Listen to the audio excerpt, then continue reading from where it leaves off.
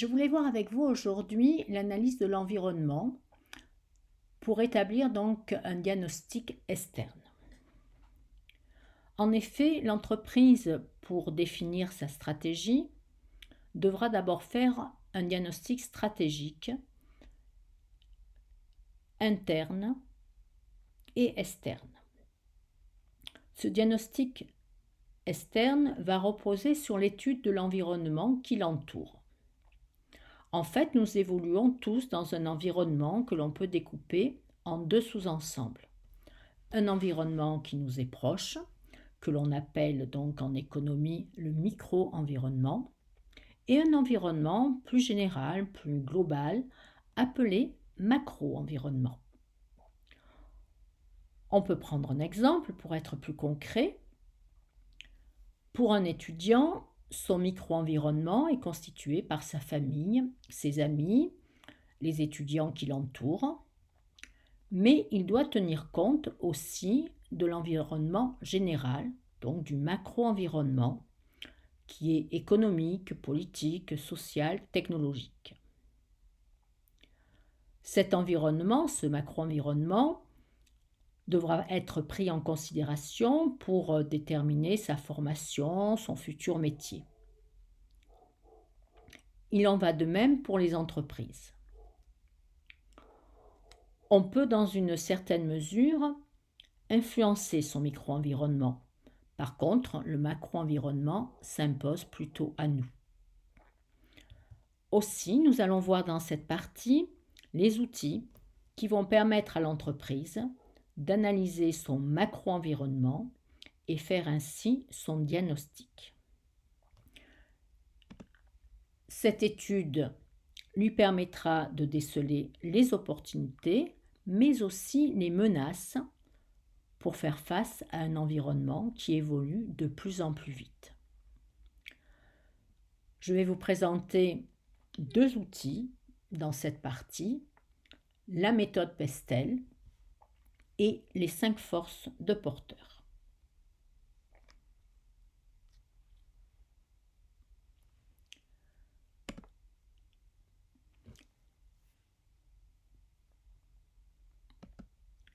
La méthode Pestel est un moyen mémotechnique pour en fait retenir les 6 catégories d'environnement. Chaque lettre donc, du mot Pestel va représenter un environnement. Donc 6 catégories qui vont pouvoir influencer l'entreprise, mais nous aussi, dans une certaine mesure. Tout d'abord, donc, l'influence ou l'environnement politique. Nous sommes tous influencés, et bien sûr les entreprises, pour sa stratégie, donc par cet environnement. Donc ce sont les mesures qui seront prises par le gouvernement, sa politique fiscale par exemple. Ces dernières années, l'État a donné des aides pour embaucher les jeunes, les chômeurs, pour favoriser certaines activités, comme le travail à domicile, qui ont pu avoir des exonérations fiscales. On peut penser également au bonus-malus sur les voitures, qui vont influencer la stratégie des constructeurs automobiles. Donc aujourd'hui, on remarque une disparition petit à petit des véhicules diesel à la faveur des véhicules hybrides ou électriques. Bien sûr, l'environnement écologique, que nous verrons pas plus tard dans ces 6 catégories, va aussi influencer ces choix. Autre exemple de décision gouvernementale, Emmanuel Macron a annoncé cette semaine donc une aide de 1,8 milliard d'euros pour la dépense en recherche et développement, pour favoriser notamment en France le développement de l'ordinateur quantique et également l'intelligence artificielle. Deuxième sous-environnement, l'environnement économique. Il est évident que la situation économique, croissance ou crise, va influencer donc les entreprises. La politique économique choisie, politique monétaire, plutôt de restriction, ou politique budgétaire, plutôt donc de relance, qui peut avoir une influence donc sur le pouvoir d'achat des ménages et donc des consommateurs. L'entreprise devra en tenir compte. Autre environnement important, l'environnement sociologique. Il va donc sociologique ou socioculturel. On peut penser notamment au changement de mode de vie. Aujourd'hui, on observe un développement des végétariens, des véganes. McDo, par exemple, en a tenu compte en sortant son premier burger végétarien. Il a également innové face au développement de l'utilisation du vélo dans les villes. Il a fait un packaging qui est adapté, qu'on peut donc glisser sous le guidon du vélo, le McBike, donc en forme de valise, de petite mallette. Les consommateurs recherchent aussi des produits de plus en plus de bonne qualité. McDo donc a sorti un hamburger haut de gamme avec de la viande de bœuf française, un pain donc au blé français avec un fromage AOP. Là aussi, donc c'est pour saisir une opportunité du marché face à cet environnement socio-culturel. Bien sûr, l'environnement technologique joue un rôle très important aujourd'hui avec le progrès technique et il a de nombreuses répercussions sur les entreprises. La transformation digitale de notre économie constitue une véritable opportunité de croissance pour certaines entreprises, comme Starbucks par exemple, qui utilise beaucoup les réseaux sociaux pour construire sa notoriété, pour se développer. On peut penser bien sûr à l'essor des smartphones, des applications qui ont permis donc l'essor d'Uber et qui ont déstabilisé le monde des taxis. Pour Uber, c'était une opportunité. Pour les autres entreprises de taxi, plutôt une menace. Mais ils ont été obligés de s'adapter en acceptant par exemple le paiement par carte bleue, en mettant en circulation des véhicules équipés de Wi-Fi, des vannes de 7 places, etc.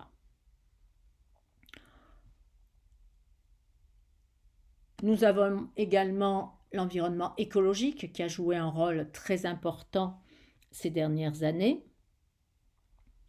Les exemples sont nombreux, donc tout ce qui est développement durable, commerce équitable.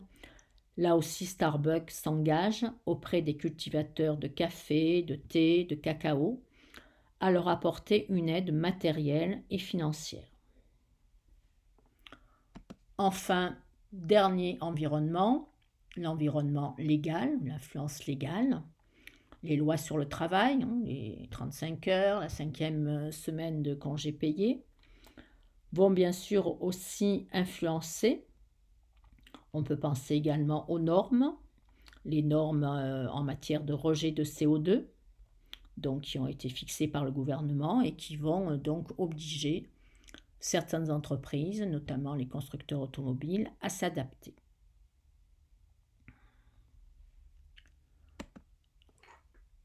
Ainsi, la méthode Pestel va permettre, grâce à cette liste de contrôle, à l'entreprise d'étudier son environnement. Elle va lui permettre de faire une veille. Cette veille est utilisée par de nombreuses entreprises, on en a cité déjà certaines. On a également Zara, L'Oréal, Mango. À côté donc de ce macro-environnement, l'entreprise devra étudier également son micro-environnement. Et là donc nous avons un auteur, Michael Porter, qui va définir donc 5 forces qui sont représentées par ce schéma.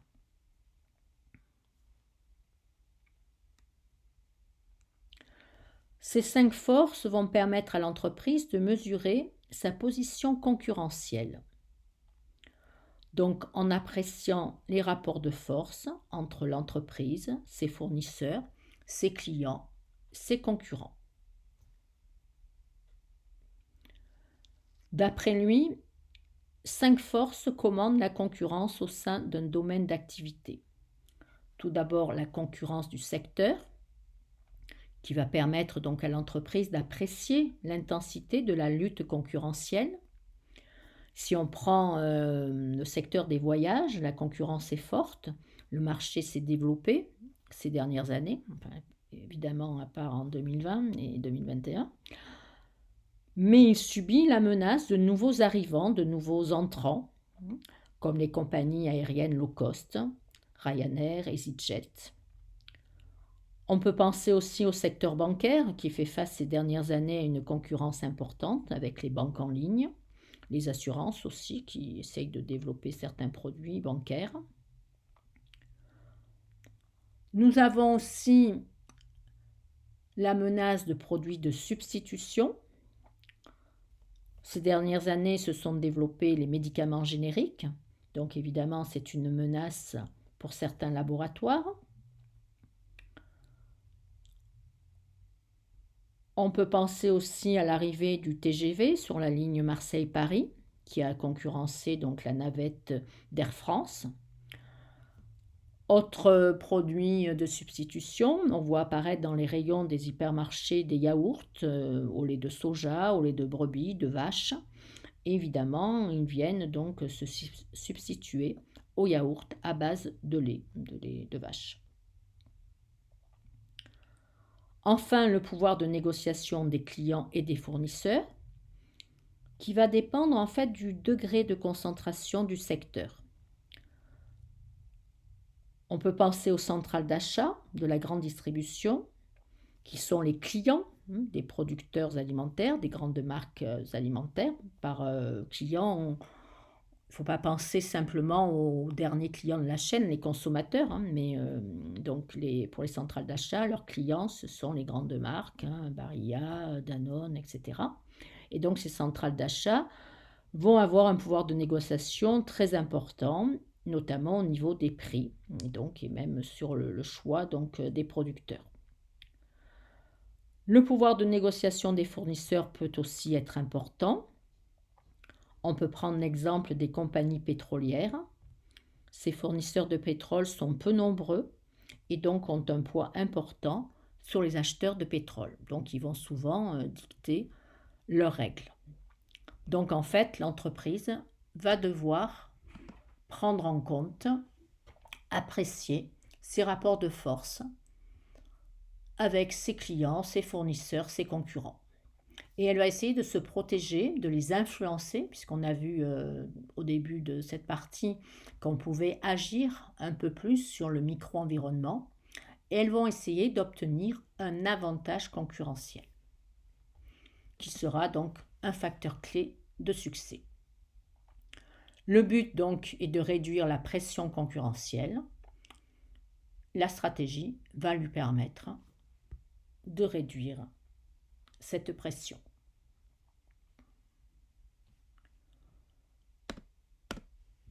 Pour compléter cette analyse, l'entreprise va essayer d'analyser et de mieux connaître son marché. Le marché, donc, doit être découpé pour essayer d'obtenir des groupes de consommateurs homogènes, c'est-à-dire qui ont à peu près les mêmes attentes, et donc ce qui permettra à l'entreprise d'adapter son marketing mix. Le découpage du marché classique peut se faire par marché de l'entreprise, marché de la concurrence, marché des non-consommateurs relatifs et marché des non-consommateurs absolus. Si on prend l'exemple du marché du chocolat pour une entreprise, le marché de l'entreprise, ce sont les consommateurs qui achèteront donc la marque de cette entreprise quand ils achètent du chocolat. Le marché de la concurrence, donc ce sont les consommateurs qui achètent un chocolat d'une autre marque. Ces deux marchés constituent ce qu'on appelle le marché de la profession. Ensuite, on a le marché des non-consommateurs relatifs. Donc ce sont des consommateurs qui, durant un certain temps, ne vont pas consommer du chocolat, par exemple, parce qu'ils sont au régime. Et enfin, le marché des non-consommateurs absolus. Donc là, ce sont des consommateurs qui ne consommeront jamais de chocolat pour des raisons médicales, par exemple. Le marché potentiel de l'entreprise est constitué par les 3 premiers marchés: marché de l'entreprise, marché de la concurrence et marché des non-consommateurs relatifs. L'entreprise, pour calculer sa part de marché, divisera le marché de l'entreprise sur le marché de la profession multiplié par 100. Ces dernières années, l'entreprise a essayé de segmenter le marché. Il est intéressant de segmenter le marché lorsqu'on a un marché qui est relativement saturé. On peut découper ce marché grâce à des critères classiques comme l'âge, le sexe, la catégorie socio-professionnelle, mais il existe des critères plus modernes que l'on appelle des critères comportementaux. Donc on va essayer de classer les consommateurs d'après leur style de vie, leur taux d'utilisation. On va faire la différence entre les ruraux, les urbains, les jeunes, les seniors, etc. Et donc ça va permettre à l'entreprise de mieux connaître son marché et de cibler tel ou tel segment de marché en particulier. Et donc ensuite d'affiner sa stratégie en fonction. Ensuite, bien sûr, l'entreprise peut s'aider par des études de marché ponctuelles, quantitatives ou qualitatives. Elle peut aussi utiliser des panels qui vont lui donner donc une vision du marché à long terme et vont lui permettre de mieux voir l'évolution de ce marché.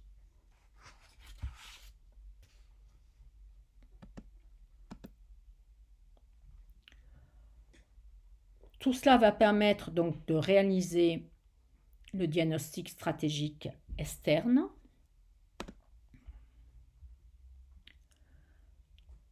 donc de voir les opportunités que peut lui offrir son environnement, essayer d'en éviter les menaces. L'entreprise essaiera de déterminer ses facteurs clés de succès qui lui permettront de se démarquer de la concurrence. Aujourd'hui, les ménages sont pressés, veulent se déplacer rapidement. Un des facteurs clés de succès pour la SNCF est par exemple le TGV. McDo a un facteur clé de succès en matière de restauration rapide qui correspond à un besoin, à une évolution du macro-environnement, donc de déjeuner n'importe où face à des consommateurs de plus en plus nomades et également pressés. Donc elle a fait un facteur clé de succès. Voilà, cette séance est terminée, j'espère qu'elle vous aura aidé.